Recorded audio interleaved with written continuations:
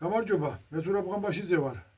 ქართულ ხალხურ საკრავებს ვამზადებ და რამოდენიმეზე უკრავ კიდეც, მაგრამ სათაურით მიხვდებოდით, რომ დღეს არც საკრავებზე ვისაუბრებ და არც ზოგადად მუსიკაზე. ალბათ ერთი წლის წინ თამაზ გაბისონიამ დაწერა მეგრული და ქართული ენების სხვაობაზე, ასე მოკლედ რო ვთქვა. მე მივაწერე, რადგან დღეს ჩვენ ქართულად აღარ ვლაპარაკობთ. ეს მართალია. ენა ცოცხალი ორგანიზმიაო, ამბობენ. ეს ჩვენ მოგწონს, არ მოგწონს, გვინდა, არ გვინდა, ასე ხდება. რაღაც ახალი საგანი შემოდის ყოფაში და ახალი სიტყვა შემოაქვს. ზოგ ძველ სიტყვას ვივიწყებთ. ასე იცვლება ენა. და ზუსტად ასე შეიცვალა ქართული ენაც. დღეს ჩვენ ქართულ ენას ვუწოდებთ.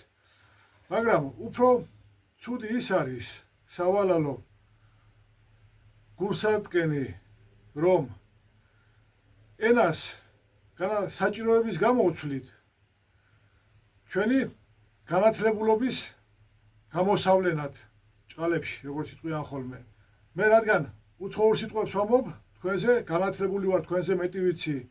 და დღესაც იგივეა.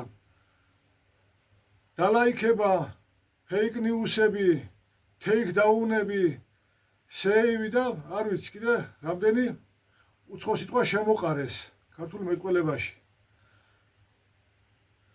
რომ ვითომ ნასწავლი ხალხია, რატომ არ შეიძლება დალაიქების გამახსენდა უცბად დაალაიქეთო და ასე მივაწერე, რო არ დავალაიქო და მოვიწონო მეთქი, იქიდან მიპასუხა, ერთ და იგივეაო. ვერ მიხვდა რა ჩაურტყი, ასე რო ამბობენ. რატო დავალაიქო და არ მოვიწონო, ხო? ასე ხო ბილწავთ ენას. მე არ ვიტყვი, რომ ქართულად სწორად ლაპარაკობ, რადგან სკოლის შემდეგ პერიოდში, სკოლაში წაკითხული, ნასწავლი, რომ უკვე უნდა გამტკიცდეს. ზუსტად ის წლები რუსული წიგნები წავიკითხე, რაღაც საკითხით დავინტერესდი სკოლის შემდეგ. იმ საკითხზე ქართული წიგნები არ არსებობდა და მომიწია რუსული წიგნები საკითხვა. იძულებული გავხდი, რადგან მაინტერესებდა ის საკითხი. 15 თუ 20 წიგნი წავიკითხე.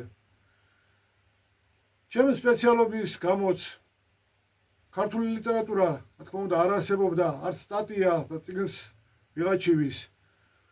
გადაცემები, ყველაფერი რუსულად ვკითხულობდი, რუსულად უსმენდი. და ხშირად არის, რომ ვამჩნევ, რუსულად ვალაგებ წინადადებას, რაღაცას მოკლე ფრაზებს რუსულად რო ვიტყვი, შევამჩნევ ხოლმე, ვცდილობ გამოვასწორო, რომ ქართული ენა არ შევბილწო მეც. ყოველთვის, რა თქმა უნდა, არ გამომდის. ხშირად მაინც ამ წლების განმავლობაში რუსული რომ ესმოდა, რუსულად რო ვკითხულობდი, გონება მაინც გადართულია, რომ რუსულად აზროვნებს ნაწილობრივ ქართულად.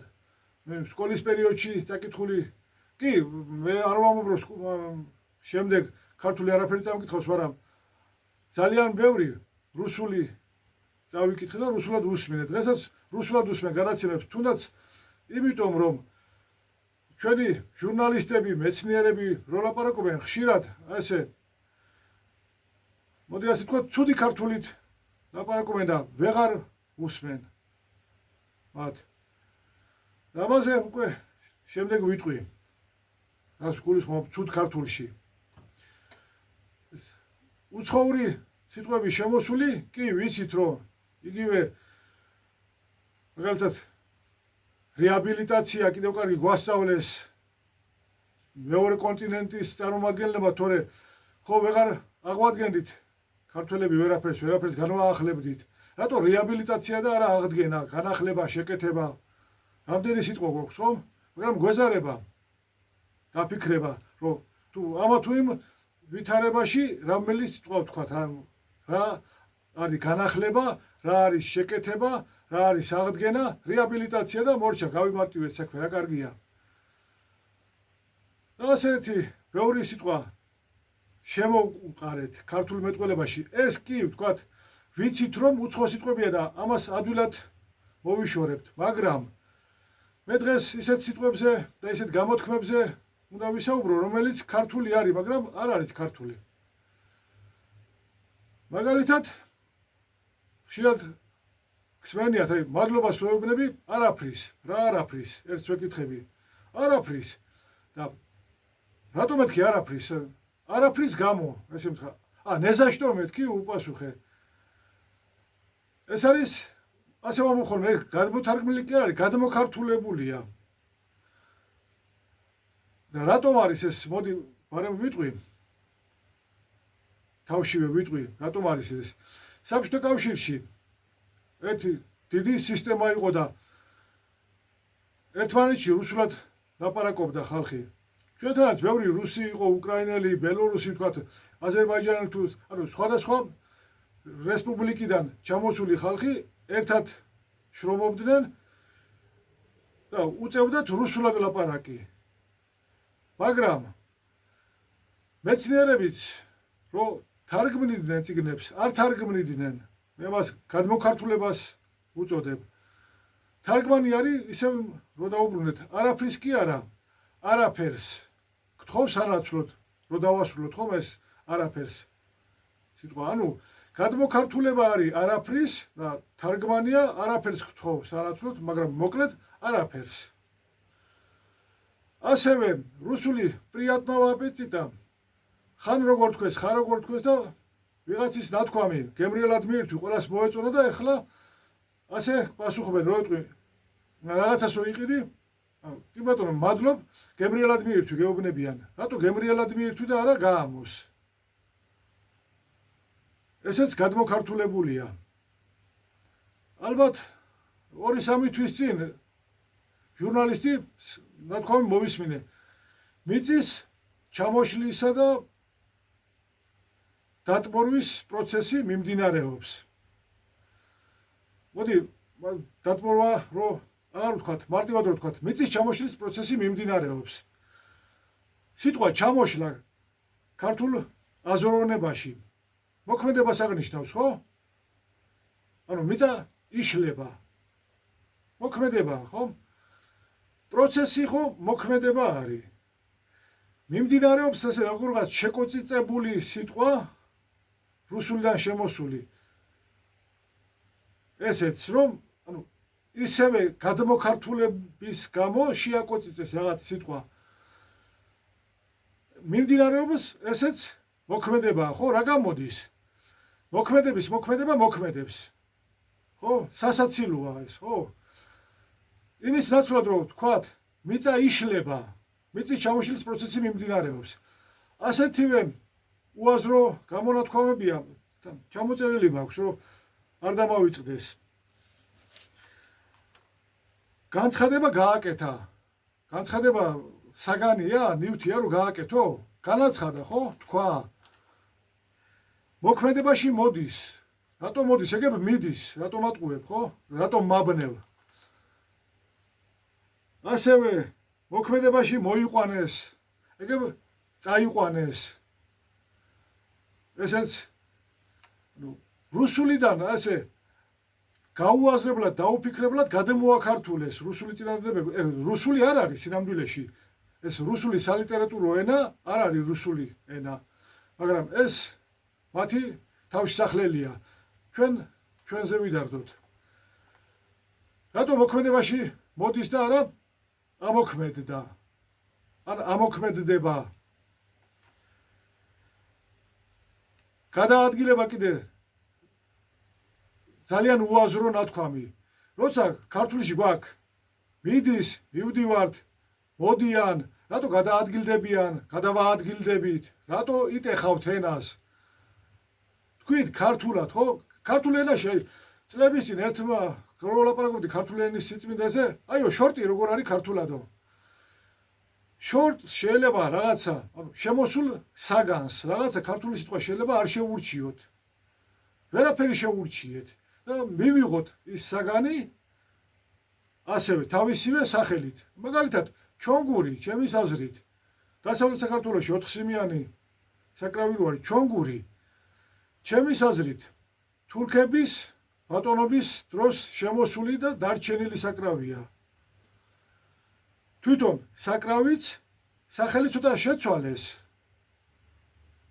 და დარჩა ჩონგური, ჩანგური. მაგრამ საგანი შემოვიდა თავისივე სახელით და დარჩა ქართულ ენაში და ქართულ ყოფაში თვითონ საგანის დარჩა, ხო? ასევე შორტი, იგივე მაგალითად ტანკი. ტანკი კოლოფი არის ინგლისურად, როგორც მახსოვს. კოლოფი ცოტა რა კოლოფი, ხო? კი ბატონო, ტანკი ეს საგანი დამკვიდრდა ქართულ ენაში ტანკი, ვიცით რომ რასაც აღნიშნავს, ხო? ველოსიპედი იგივე. მაგრამ ძალიან კარგად ქართულად რო უძგერდათ გული, ფეხბურთი ქართულის თქვა, რუსებმა დატოვეს ფუტბოლი. იგივე ინგლისური რა თქვამია, ხო? ბასკეტბოლი, ქართულად კალათბურთი, ფრენბურთი თარგმნეს ეს სიტყვები. კი არ გადმოაქართულეს, თარგმნეს. ასევე არის რომ უნდა ჩვენ როცა გვაქვს ქართული სიტყვა, უნდა ვთარგმნოთ ეს. გავაგრძელოთ ეს ჩამონათვალი ისევ. არაერთხელ გვითქვამს. იგივე რუსულიდან შემოსული, ანუ ეს სულ ყველა ასეთი სიტყვები აღარ დავაყოლებ რუსულიდან რო არის შემოსული. არაერთხელ კი არა, ბევრჯერ, ხო? არაერთი რამდენია, ბევრია. ესეც მოვისმინებ. გაუთავებელი ენერგიის წყარო. გაუთავებელი კი არა, ამოუწურავი, ესეც არიციან. კიდე გამახსენდა წლების წინ ფოლკ რადიოში მოვისმინებ უკრაინულ საკრავო ბანდურაზე ლაპარაკობდნენ. და ბანდურას იქ წაიკითხეს, ან მოისმინეს შიპკოვი ინსტრუმენტი. შიპოკ არის ბწკენა რუსულად. ნახეს, არიციან შიპოკ რას ნიშნავს? გადაშალეს ლექსიკონი, ნახეს შიპოკ ბწკენა და ქართულად ამბობს. ეს საბწკენი ინსტრუმენტია. ხო უნდა დაფიქრდე, რა საბწკენი, რა საჩქმეტი. მოსაზიდია ეს და არა ბწკენა, ხო? ვერ გაიაზრეს, ვერ მოკლედ. ხო, გადაადგილებას მიკრძალავენ. მეღობებიან, არ მიშვებენ. ხო, შეიძლება ქართულად ვთქვათ და არა როგორღაც. ასევე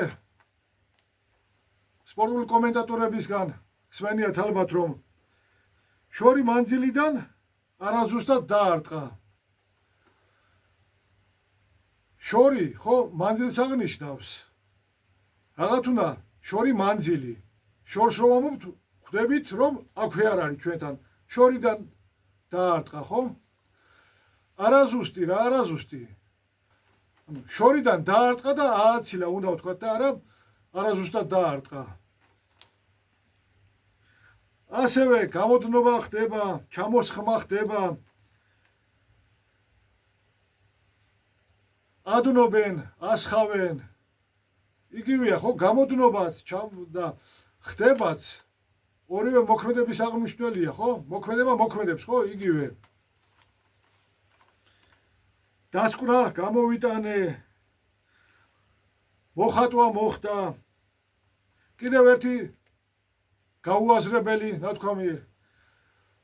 პირობითად, რო თქვა, სადღაც 12 საათზე მოვალ. 12 საათი დროს აღნიშნავს, ხო? სადღაც დრო არის თუ ადგილი. ანუ მეუბნები ადგილს და დროს ათავსებ ერთმანეთს, როცა უაზრობაა ეს. უნდა თქვა, დაახლოებით 12 საათზე მოვალ.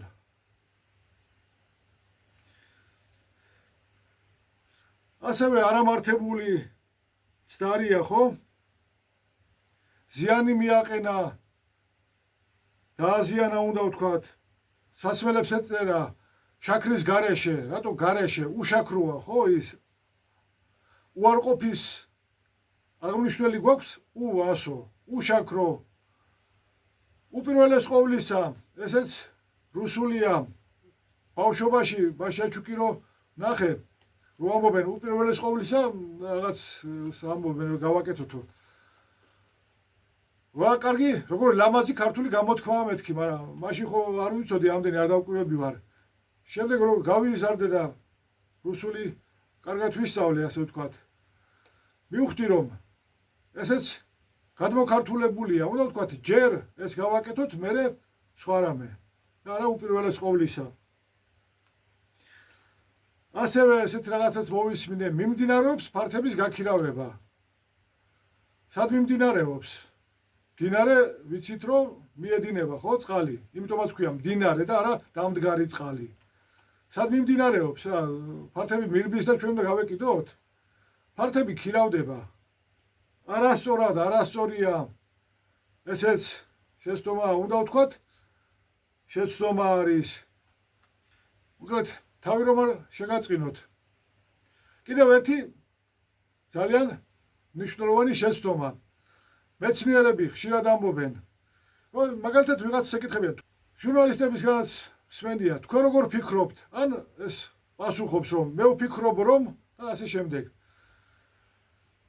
ფიქრი ქართულ ენაში, ქართულ აზროვნებაში, მოდი ასე ვთქვათ, მოქმედებას აღნიშნავს. თქვენ შედეგზე მეუბნებით რომ მე ვმოქმედებ. აი მაგალითად რო გითხრათ, ფანდური მიჭირავს ხელში უკრავ. გაუკარი ამ ფანდურს და გეუბნებით რომ მე ამ ფანდურს ვაკეთებ, არ დამისრულებია. ეგებ არც მითხრათ, მაგრამ გაიფიქრებთ, შენ რაღაცა ვერ ახარო, ხო დალაგებულიო. აგერ ფანდური ხელში გიჭირავს, გამზადებული, თან უკრავზე და მეუბნები ამას ვაკეთებ. რანაირად აკეთებ, გამზადებული გიჭირავს, ხო ხელში. ასე რომ აუხსნა, ფიქრი არის ისევ გითხრათ, ქმედება და არა იმ ქმედებით მიღებული შედეგი. უნდა კითხო ადამიანს, თქვენი აზრით ეს როგორ იქნება? ან უნდა შეიძლება უპასუხო, ჩემი აზრით ასეა, ან გონება ასეა. რომ იფიქრე, შეაჯერეს ნააზრევი, სხვადასხვა საკითხი, დაფიქრდი ასე თუ ისე, როგორ აჯობებს და შემდეგ მივხვდი რაღაცას, ანუ გონებამ გითხრა რომ ასე სჯობს და იტყვი რომ გონებ ასე უკეთესია და არა მე ვფიქრობ რომ ეს ასეა. შეჩვეული არიან